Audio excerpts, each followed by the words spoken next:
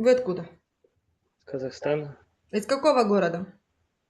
Ну, все равно не знаешь. Кызылорда. Это какая часть Казахстана? Юг. Хорошо, на чьей вы стороне? На стороне России или Украины? Конечно, России. Почему? Аргументируйте. Людей начали защищать, Каких? которые на Донбассе жили и живут. А в Херсон что пришли? В Киев? А это я без понятия, что туда пришли. Слушай, вопрос такой. Что ты будешь делать, когда Россия придет в Казахстан? Покушай бишбармак вместе, да и все. А, то есть ты перейдешь на сторону России, да? Да.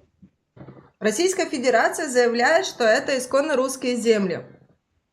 Федоров, депутат Российской Федерации, заявил, что он что все земли Казахстану, подожди, что все земли Казахстану подарила Россия, и их нужно идти возвращать. Вот если Россия придет возвращать свои исконно русские земли, что ты будешь делать?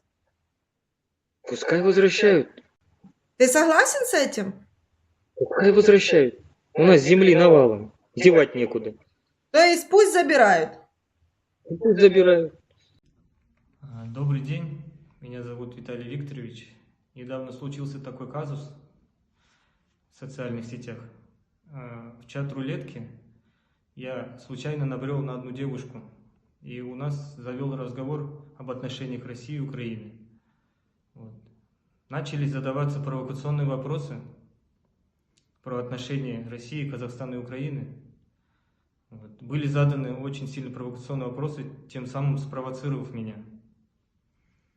Я очень сожалею перед своим казахстанским народом. Я сам родился в городе Кызылорде. У меня много друзей казахов, русских и других национальностей.